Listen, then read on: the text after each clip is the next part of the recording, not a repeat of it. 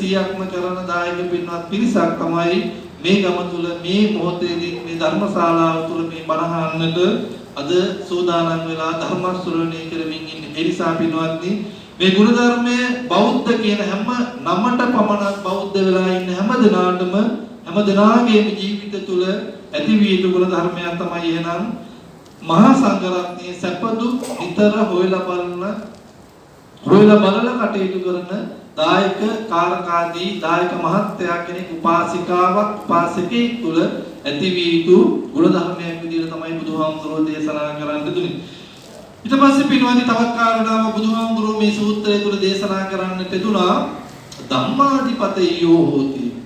බොහොම වැදගත් කාරණාවක්. ධම්මාදිපතයෝ හෝති කියුවේ පින්වත්නි නියම උපාසක උපාසිකාවක් නම් එයා ධර්මයට මුල් තැන දීලා ජීවිතේ කටයුතු සිදු කරන්නට ඕන. ඒ කියන්නේ පින්වත්නි ඔබේ ජීවිත බෞද්ධ වටපිටාවක් පරිසරයක් තුළ තමයි හැදිලා වැඩිලා ගොඩනැගිලා ඔබ ජීවත් වන්නේ. එතකොට ඔබේ ජීවිතය තුළ මංගල අවස්ථාවන් වෙන්න පුළුවන්, අවමංගල අවස්ථාවන් වෙන්න පුළුවන්. මේ හැම අවස්ථාවකදීම ධර්මයට මුල් තැන දීලා තෙරුවන්ගේ රැකවරණය ආරක්ෂාව සලසාගෙන තමයි හැම කටයුත්තක්ම ඔබ ආරම්භ කළ යුත්තේ. පින්වත්නි බෞද්ධයෝ එහෙම තමයි ජීවිතේ දරුවෙක් උපදින්නට පෙර ආතුවේ ඉඳන් තමයි තෙරුවන්ගේ ආශිර්වාදය සලසාගන්නේ. නේද? අපි දරුවෝ මෙලොවට බිහිවන්නට පෙර ආතුව තමයි තෙරුවන්ගේ ආශිර්වාදේ බෞද්ධයන් විදිහට ඔබ ලබාගන්නේ. පුංචි දරුවන් ඉපදෙන්නට ඉන්නකොට මවගේ මව් කුස තුල ඉන්නකොට තමයි මහා සංඝරත්නයේ වඩම්මලා සෙත් පිරිත් දේශනාවන් අඟුලිමාල පිරිත් දේශනාවන් දේශනා කරවගෙන ආශිර්වාදේ සලසාගන්නේ. ඉපදුනාට පස්සේ අකුරු කියවනකොට වෙන්න පුළුවන්. ඒ වගේම ඊට පස්සේ උපන්දින අවස්ථාවන් වලදී වෙන්න පුළුවන්. ඒ වගේම පාසල් යනකොට වෙන්න පුළුවන්. ඊට පස්සේ විභාග ආදියට පෙනී සිටින අවස්ථාවන් වල වෙන්න පුළුවන්. ඒ වගේම රැකිරක්ෂාවන් සඳහා යනකොට ආවා විවාහ වෙනකොට මේ හැම අවස්ථාවකදීම ඔබ තෙරුවන්ගේ ආශිර්වාදය ලබාගෙන තෙරුවන්ගේ පිහිට රැකවරණය සලසාගෙන තමයි. ඒ පමණක් නෙවෙයි ඔබ මොනියම්මෝ ජීවිතේ අලුතින් පියවරක් තබනවා නම් මේ හැම අවස්ථාවකදීම ඔබ තෙරුවන්ගේ ආශිර්වාදය සලසාගෙන තමයි ඔබ කටයුතු සිදු කරනු ලබන්නේ. ඒ බෞද්ධකම කොච්චරද කියලා නම් පින්වත්නි ගෙදරක මොනියම්මෝ රස කෑමක් අලුත් කෑමක් හැදුවා බොහෝ පිරිසක් ඒ කොටස මුල් කොටස පන්සලට ගෙනත් දෙනවා. එදා අතීතේ ඉඳන් අද දක්වා මේ ගුණධර්ම තවමත් ඒ ජීවිත තුල ආපත්‍තිලා තියෙන දායක කාරකාදී නැතුවම නොවේ. ඒ නිසා පින්වත්නි ජීවිතයේ දහමට මුල් තැන දෙන්නට ඕන. ජීවිතයේ හැම කටයුත්තකදීම ධර්මයට මුල් තැන දීලා කටයුතු කර නැත්නම් බවට පත්වන්නට ඕන. ඊට පස්සේ පින්වත්නි බුදුහාමුදුරුවෝ දේශනා කරන්නට යෙදුනා යතා බලං සංවිභාග රතෝ හෝති දත්වාච බුත්වාච අනින්දිතෝ සග්ගමුපේතිතානං. ආයේ මොකද්ද කිව්වේ බුදුහාමුදුරුවෝ දේශනා කරේ? පින්වත්නි ඔබ ජීවත් වෙනකොට යතා බලං සංවිභාග රතෝ හෝති ඔබේ දෑත දෙපයි වීරයෙන් ඔබේ උත්සාහයෙන් ඔබ යමක් හරියම්බ කරගත්තාට පස්සේ නියම උපාසික උපාසිකාවක් නම් ඒ දේ Tamanට තනිව භුක්ති විඳීමේ අයිතියක්. ඒක තනිව භුක්ති විඳීමේ අයිතියක් නැහැ. මොකද තමන් හරි හම්බ කරගත්තා කියලා තමන්ම ඒ දේ තනිව භුක්ති විඳින්න බුදුහාමුදුරුවෝගේ දේශනාවට අනුව මහා නාම කියන සූත්‍රයට අනුව ඔබට හැකියාවක් නැහැ. බුදුහාමුදුරුවෝ පින්වත්නි දේශනා කරා දත්වාච බුත්වාච අනින්දිතෝ සග්ගමුපේතිතාන. පින්වත්නි අංක 1ටම ඔබට යුතුයකම් කියන කොටසක් ජීවිතේට හිමි වෙලා තියෙනවා කළ යුතු කොටසක්.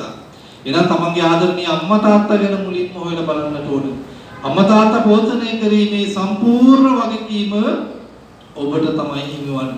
ඒ වගේම ඔබ විවාහ වෙලා නම් තමන්ගේ ස්වාමී භාර්යාව වෙන්න පුළුවන්, ස්වාමි පුරුෂයා වෙන්න පුළුවන්. දූ දරුවන් වෙනුවෙන් ඔබේ යුතුයකම් ඉටු කළ යුතුයි. ඒ වගේම ඥාතීන් වෙනුවෙන් ඔබේ යුතුයකම් ඉටු කළ යුතුයි. ඒ පමණක් නෙවෙයි තත්වාච බුත්වා ඒ වගේම ආගම ධර්ම වෙනුවෙන් ඔබේ යුතුයකම් ඉටු කළ යුතුයි. ආගම දහම් වෙනුවෙන් ඔබේ යුතුයකම් ඉටු කළ යුතුයි. එහෙනම් මෙන්න මේ යුතුයකම් කොටාසය නියම බෞද්ධ උපාසක උපාසිකාවක් නම් ඒකනා තුලින් ඉටු වේ යුතුයි. Taman හරි හම්බ කරගත්තාට පස්සේ තමන් භුක්ති විඳින ගමන් සමාජයේ අනිත් තමන්ගෙන් ඒ යුතුයකම් ඉටුවිය යුතු හැම කෙනා පිළිබඳවම හිතලා විමසලා හැමෝටම යුතුයකම් ඉටු කරලීමත් බෞද්ධ උපාසක උපාසිකාවන්ගේ යුතුයකමක් විදිහට තමයි පින්වත් බුදුහාමුදුරුවෝ මේ සූත්‍රය තුලදී දේශනා කරන්නට දුන්නේ. ඊළඟට බුදුහාමුදුරුවෝ දේශනා කරා ජිනසාසන පරිහානින් දිස්වා අභිවඩ්ඩං වායමති.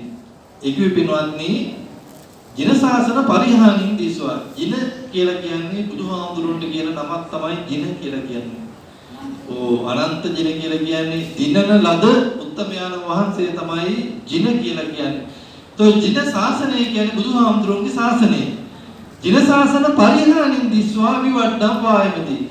සම්බුදු ශාසනයේ පිරිහෙන අවස්ථාවන් වලදී දායක දායිකාවන්ගේ යුතුයකම තමයි පෙරට ඇවිල්ලා ඒ පිරිහෙන ශාසනය රැකගැනීමේ ආරක්ෂා කිරීමේ වගකීම දායක දායිකාවන්ටත් පැවරිලා තියෙනවා. විනෝදී ශාසනය තුල ප්‍රශ්න ගැටුම් ඇතිවන්නේ අද පමණක් නෙවෙයි බුදුහාමුදුරන්ගේ දවසත්. බුදුහාමුදුරන්ගේ දවසත් බුදුහාමුදුරන්ට විසඳ ගන්න බැරි ප්‍රශ්නත් ඇති වෙලා තියෙනවා.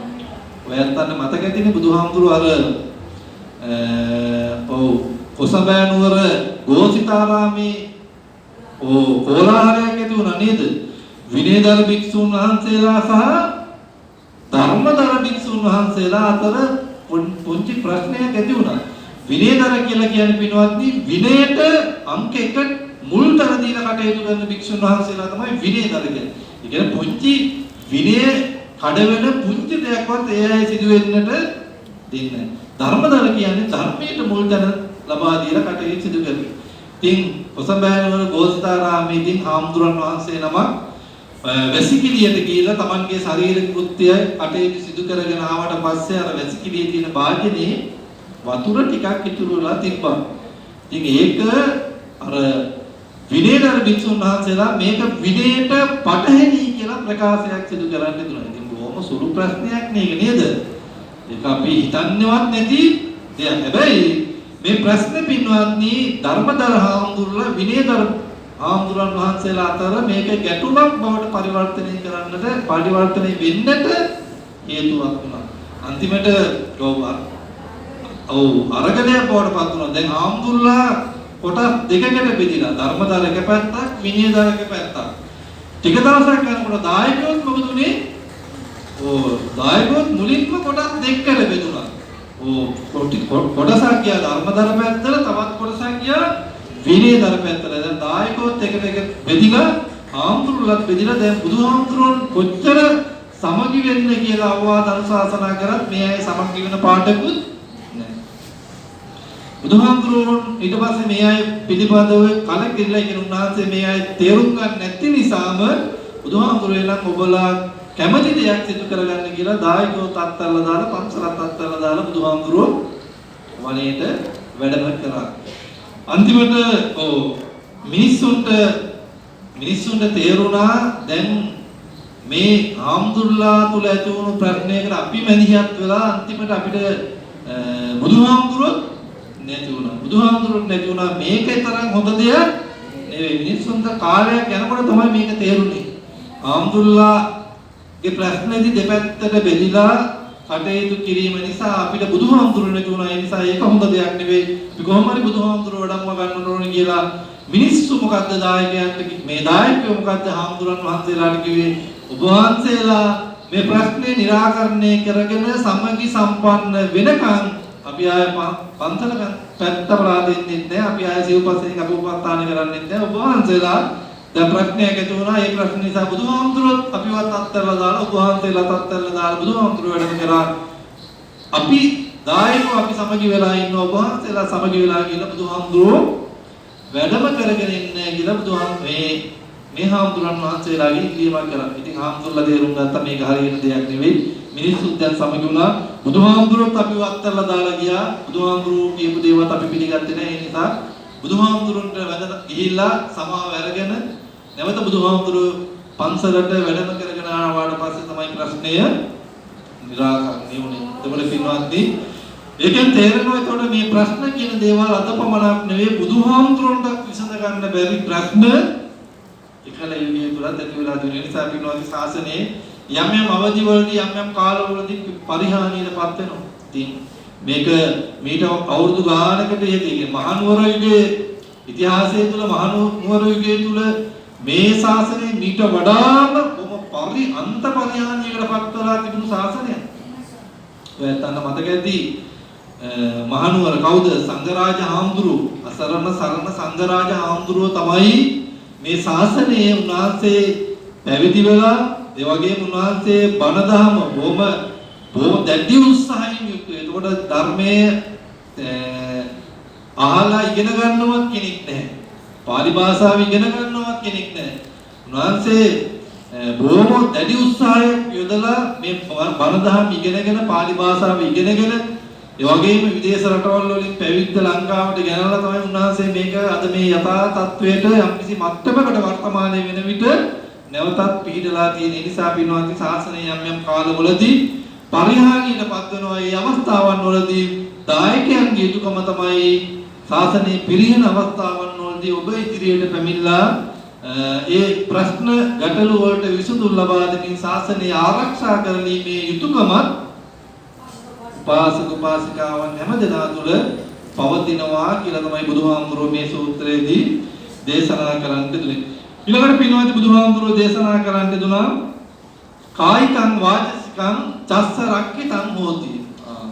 කායිකං වාචසිකං චස්ස රක්කිතං හෝති කියන පින්වත්නි නියම බෞද්ධයෙක් නම් එයා තුල කාය වචන දෙක හික්මෙන්නට ඕනේ. කාය වාචානං සමෝදානං සීලං. සිල් සමාදන් වෙනකොට මොකක්ද හැමදාම කරන්නේ? කාය වචන දෙක හික්මවා ගන්න එක තමයි කරන්නේ. නේද? ඔව් හිත නිකම්ම හික්මනවා. මොකද කාය සහ වචනයෙන් අපි හැම දෙයක්ම නිතරම කරන්නේ. නේද? කාය සහ වචනේ, කයින් සහ වචනේ. කයින් සිදුවෙන වැරදි තියෙනවා, වචනයෙන් සිදුවෙන වැරදි සිදු වෙනවා. පිනෝදි කාය වචන දෙක සංවර කරගන්න පුළුවන් නම් හික්මවා ගන්න පුළුවන් නම් ඇත්තටම අපිට මොනම ප්‍රශ්නයක්වත් ඇතිවන්නේ නැහැ.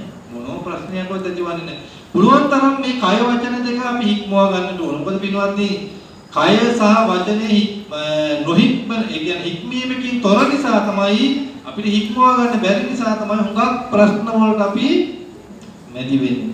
අර නිහඬව නිස්සබ්දව ඉන්නවා නම් ඇත්තටම ප්‍රශ්න අඩුයිනේ. නේද? ගැටුම් අඩුයි, මිනිස්සුත් එක්ක ඒ අමනාපකම් සිත් ඇවුලේ හැම දෙයක්ම අඩුයි. බොහොම නිස්සබ්දව නිහඬව ඉන්නවනේ. නිහඬව ඉන්නවා කියන්නේ ඇත්තටම කාය වචන දෙක සංවර වීම තමයි. අඩුයි ඉන්නවා. තොර පිටුවද කියන්නේ පන්සලට ආවාම උනත් පන්සලට එන්නේ හැමෝගේම සිත හදා ගන්නට. පන්සල කියන්නේ හිත හදන තැන. මනස හදන තැන. මේ දුකින් එතර වෙන්නට මාර්ගය පෙන්නලා දෙන තැන තමයි පන්සල කියලා කියන්නේ. ඒතොර පින්වත්නි කාගේවත් පන්සලට ඇවිල්ලා හිතක්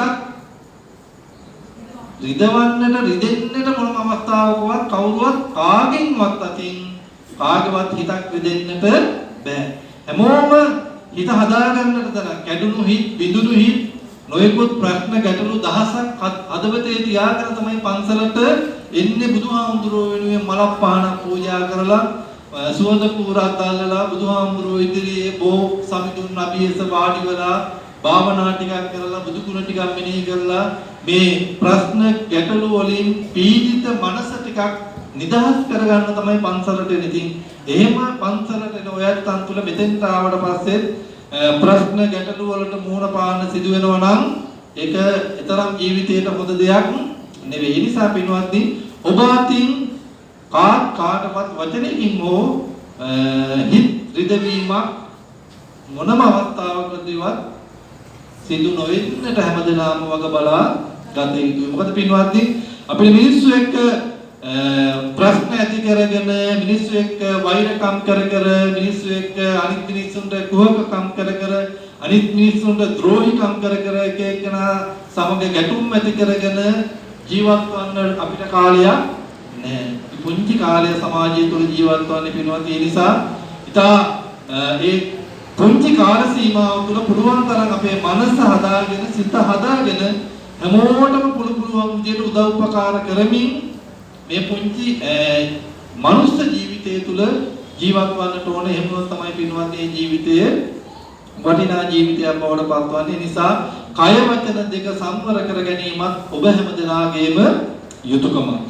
ඊට පස්සේ බුදුහාමුදුරුවෝ පින්වත්නි දේශනා කරනවා සමග්ගා රාමෝ හෝති සමග්ගා රතෝ. සමග්ගා රාමෝ කියෝ පින්වත්නි සමගිය සමාදාන. ඒතකොට පින්වත්නි සමගිය සමාදානය කියන එක බොහොම බුදුහාමුදුරුවෝ බොහොම ඉහළින්ම බුදු භික්ෂුන් වහන්සේලාට දේශනා කළේ බුදුහාමුදුරුවෝ නිතරම සමගියෙන් සමාදානයේ වැඩ ඉන්නේ කියලා. ඉතින් පින්වත්නි සමගිය සමාදානයේ කියන එක බොහොම වටිනවා. හැම තැනකම සමගිය සමාදානයේ නිසා තමයි තැනක් ආයතනයක් දියුණුවට පත්වන්නේ. එතකොට සමගිය සමාදානයේ නැත්තම් ඒ ආයතනයේ තුල ඒ පවුලක් වෙන්න පුළුවන්, ආයතනයක් වෙන්න පුළුවන්, පවුල් සංස්ථාවක් වෙන්න පුළුවන්. ඒ දියුණුවක් පැවැත්මක් තියෙන්නට නම් පින්වත්නි එතන හැමෝම සමගිය සමාදානයේ යුක්තව කටයුතු කරන්න ඕන. ඔයයන්ට මතක ඇති බුදුහාමුදුරුවෝ දවස රාජ්‍යයක් තිබුණා ලිච්ඡවි රාජ්‍යය කියලා. නේද? ලිච්ඡවි රාජ්‍යය තුල පින්වත්නි මට මතක විදියට ඇමතිවරු විතරක් හිටියා 7707 දෙනෙක්. 7707 දෙනෙක් ඇමතිවරු මේ රාජ්‍ය පාලන. මේක සමූහ ආණ්ඩුවක්. ඒ කියන්නේ ඒකාධිපති පාලනයක් නෙවෙයි රාජ්‍ය පාලනයක්. ඒකාධිපති පාලනයක් නෙවෙයි තිබුණේ මේක සමූහයක් පාලනය කරපු රාජ්‍යයක්. ඒකට පින්වත්නි 7707 දෙනෙක් ඉඳලා ඒ රාජ්‍යයේ ඒ අය කොහොම සමගිය ඒ අය විතරම සමගිය රැස්ුනේ සමගිය රැස්වලා සමගිය සාකච්ඡා කරලා සමගිය තමයි විසර ගියේ. ඒතකොට පින්වත්නි මේ 7000 ගානක් ඉඳලා එහෙම කටයුතු කරා. හැබැයි අපේ රටේ නේද? ඔය 225ක් ඉඳලා පේනවනේ හැමදාම ප්‍රශ්න ගැටලු එතන එහෙම. ඒ පමණක් නෙවෙයි සමාජය තුල මිනිස්සු තුල කොච්චරනම් අමනාපකම් සිත්ැවුල් නේද? ඊතරම් ඕනේ සහෝදර සහෝදරියෝ අතරේ තද කාලේ කොච්චරනම් ප්‍රශ්න ගැටුම් ඇති කරගන්නවද? ඒ නිසා පින්වත්නි පුළුවන් තරම් අපි සමගිය සමාදානයේ කැමැති වෙන පිරිසක් බවට පත්වන්නට ඕන. සමගිය සමාදානයේ කටයුතු කරන්නට ඕන. නිතරම සමගිය වටිනවා අපිට හැමෝම ජීවිතේට අවශ්‍යයි. අපෙන් සමාජයේ කාටවත් හිරියරයක් සිදු නොවෙන්නට අපි හැමෝම වග බලා ගන්නට ඕන. නිසා දායක දායකාදීන් අතර වෙන්න පුළුවන් සමාජයේ තුල ජීවත් වෙනකොට ඒ සමාජ ආශ්‍රය කරන හැම දෙනා තුළම සමගියෙන් සමාදානයේ යුක්තව ඉන්නට පුළුවන් තරම් ඔබේ මනස සකසාගත්තොත් පින්වත්නි පුළුවන් තරම් අපිට නිදහස් මනසකින් යුක්තව බොම කායික වශයෙන් සහ මානසික වශයෙන් බොම සතුටින් යුක්තව ජීවත් වන්නේ ප්‍රධාන කාරණාවක් බවට පත් වෙනවා. ඉතින් ඔය විදිහට පින්වත්නි බුදුහාමුදුරුවෝ කාරණා රාශියක් මේ මහා නාම කියන සූත්‍රය තුල දේශනා කරන්න දුනා. ඉතින් මම මේ ඇත්තට වටිනා ඔබේ ජීවිතේට එදිනදා ජීවිතයේ ක්‍රියාත්මක කරන්න පුළුවන් වටිනා කාරණාවන් කීපයක් තමයි මම ඔයයන්ට දේශනා කරන්නට දුන්නේ. නිසා පින්වත්නි ওই කාරණාවන් මහා නාම කියන ශාක්‍ය වංශිකයා මේවා ශ්‍රවණය කළෝ බොහොම සතුටට සන්තෝෂයටපත් වුණා. මොකද බෞද්ධ නම් උපාසක උපාසිකා කියන ගුණධර්මයේ තුල ඔබ පිහිටලා ඉන්නවා නම් ඒ නාමයෙන් ඔබට හඳුන්වනවා නම් පින්වත්නි ඔබ තුලත් මේ ගුණ ධර්ම වල පිහිටලා කටයුතු කරන්නට ඕනේ. එහෙම වුණොත් තමයි ජීවිතයේ නියම වචනේ පරිසමාන්තාර්ථයෙන්ම උපාසක උපාසිකා කියන තත්වයට ඔබට පත්වන්න පුළුවන්කම තිබෙන. ඉතින් ඒ කාරණාවන් හදවත තුල මනස තුල ධාරණය කරගෙන පින්වත් හැමදෙනාම මේ මොහොතේදී කල්පනා කරගමු. ඔබ සන්ධ්‍යායාමේ සිට මං හිතන්නේ දැන් පැය ගාණක් විහාරස්ථානයේ තුල සවස් වරුවම රැඳී සිටමින් නොයෙකුත් පින්කම් කටයුතු සිදු කරන පින්දාන් කටයුතු සිදු කරගෙන හැමදෙනාගේම ජීවිත පිනෙන් පොහොසත් වෙලා සිටින මේ මොහොතේදී අපි හැමදෙනාම කල්පනා කරගමු මේ රැස් කරගන්න දුනා සියලුම පුණ්‍ය ධර්මයන් අපි මූලික වශයෙන්ම දෙවියන්ට මේ පින් අනුමෝදන් කරමු. මේ රට ජාතිය ආගම ආරක්ෂා කරන්නා වල්පේ ශාක්‍ය මහේ ශාක්‍ය සම්‍යක් දෘෂ්ටික පින් කැමති සියලුම දෙවියන්ට අපි මේ පින් අනුමෝදන් කරමු. දෙවියෝ මේ පින් අනුමෝදන් වීම තුළින් පින්වත් හැමදෙනාම මේ රට ජාතිය ආගම දෙවියන් චිරාත් කාලයක් ආරක්ෂා කර දෙත්වා. දෙවියන්ට මේ පින් ලැබීම තුළින් දෙවියන් ප්‍රාර්ථනා කරන්නා බෝධියකින් උතුම් අමා මහ නිර්වාණ සම්පත්තියම සලසා ගනිත්වා.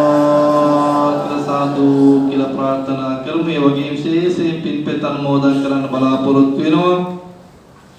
මේ විහාරස්ථානයේ තුල වැඩ සිට අපවත් වන්නේ තුන ගෞරවනීය අපේ කඳුබඩ අමරජාන නායක හාමුදුරන් වහන්සේ ප්‍රධාන විහාර ගණයේ අපවත් වන්නේ තුනා වූ සියලුම නායක හාමුදුරන් වහන්සේලාටත් ඒ වගේම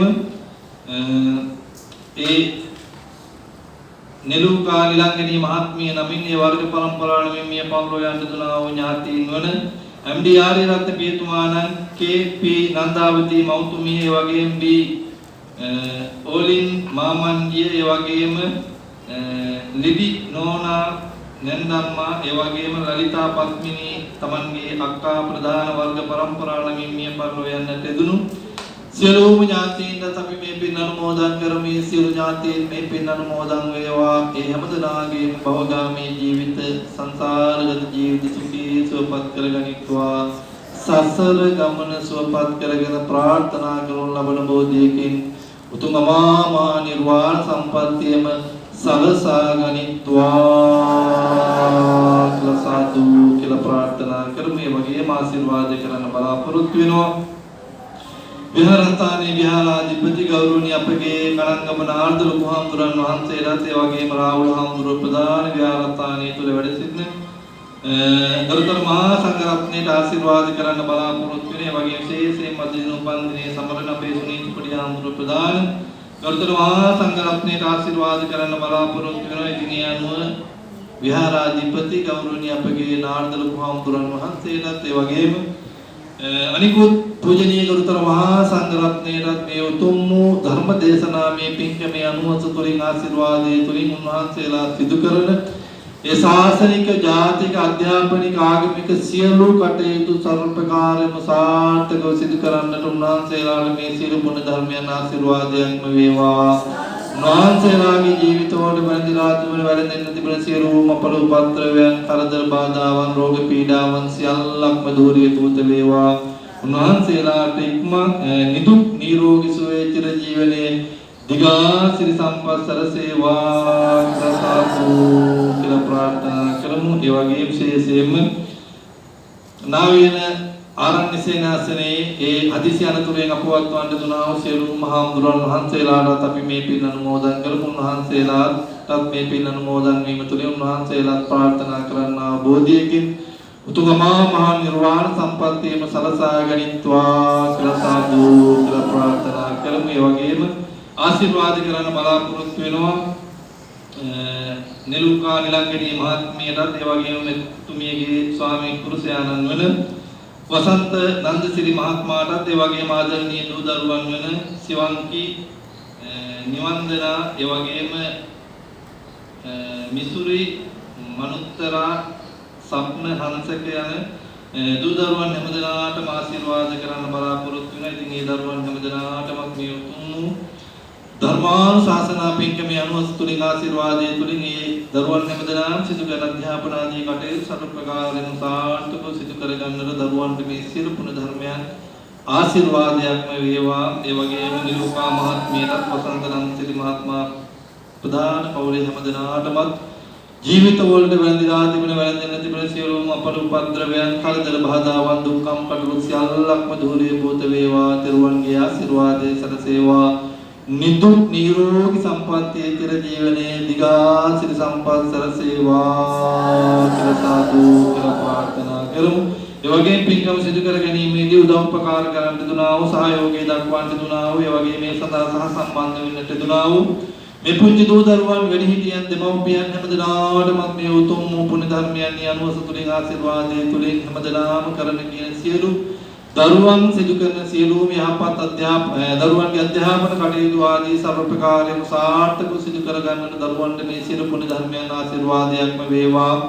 වැඩිහිටි හැමදෙනාම සිදු කරන රැකිරක්ෂා කටයුතු ආදී වෙළඳ ව්‍යාපාර ආදී මොනියම් වූ කටයුත්තක් වේ නම් ඒ සියල්ලක්ම සර්ව ප්‍රකාරයෙන් සාර්ථකව සිදු කර ගන්නට ඔබ හැමදෙනාටම මේ සියලු පුණ්‍ය ධර්මයන් ආශිර්වාදයක්ම වේවා. අවටින් නමන වැස්සෙන් සුරකින් ඔබේ ජීවිතවලට කිසිදු කරදරයක් පීඩාවක් හිංසාවක් සිදු නොවේවා. හැමදෙනාටම ආයුරාෝග්‍ය ආදී සැප සම්පත් උදා වේවා. අවසන බුදුපසේ බුදුමහරහතන් වහන්සේලා විසින් නිවී සැනසී වදාළ ජාතියක් ජරාවක් දුකක් ශෝකයක් මරණයක් නැතා වූ අජර වූ අමර වූ අවසන වසන නිවනින් සනසීම පිණිස පින්වත් හැමදෙනාට මේ සියලු පුණ්‍ය ධර්මයන් හේතු වාසනා වේවා කියලා සාදුකාරය පවත්වලා හැමදෙනාම වන්දනා කරමු. විවාදන සීලිස නිච්ඡං වද්දා පිචායිනෝ චත්තාරෝ ධම්මා වඩ්ඩಂತಿ ආයුවන්නෝ සුඛං බලං ආයුරාෝග්‍ය සම්පatti සග්ග සම්පatti මේවච අතෝ නිබ්බාන සම්පatti මිනාතේ සමිජ්ජතු හැමදෙනාටම තිරුවන් සරණයි.